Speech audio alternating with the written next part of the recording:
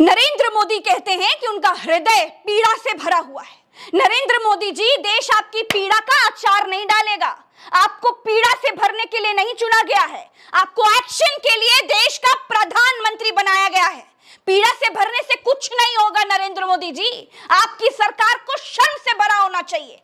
आपका हृदय क्रोध से भरा होता तो कल से आज तक मणिपुर के मुख्यमंत्री का इस्तीफा आप ले चुके होते। इतनी बड़ी, इतनी भयानक घटना पर आप बीरेंद्र सिंह से इस्तीफा छीन लेते, लेकिन क्या हुआ? आपने कुछ नहीं किया, आप बस अपील कर रहे हैं। आपने अब तक बीरेंद्र सिंह का इस्तीफा तक तो लिया नहीं है। अगर आपने पहले मणिपुर का मां बोला होता प्रधानमंत्री जी, तो आज मणिपुर की ये हालत नहीं होती।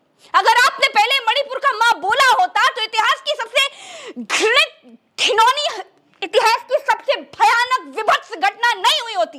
अगर आपने मणिपुर का मां बोला होता तो मणिपुर की मां के हिस्से ऐसा दुर्भाग्य भरे दिन नहीं आते। अगर आपने मणिपुर का मां बोला होता प्रधानमंत्री जी, तो मणिपुर जंगल राज ना बनता। अगर आपने मणिपुर का मां बोला होता तो मणिपुर को खाक में मिलता हुआ धृतराष्ट्र, ये ऐसा मुख्यमंत्री मणिपुर की गद्दी पर टिका नहीं होता।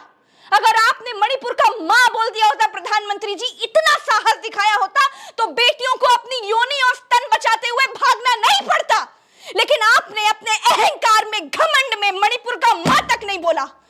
आपने अपने गुमान में मणिपुर को जलने दिया।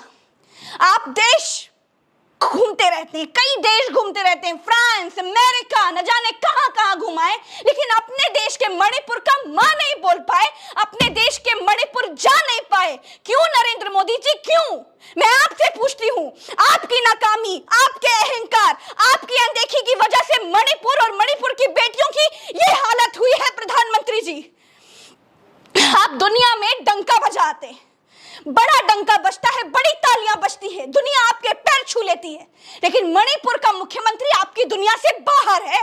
आप फोन करके दो देशों का युद्ध रुकवा लेते हैं ना।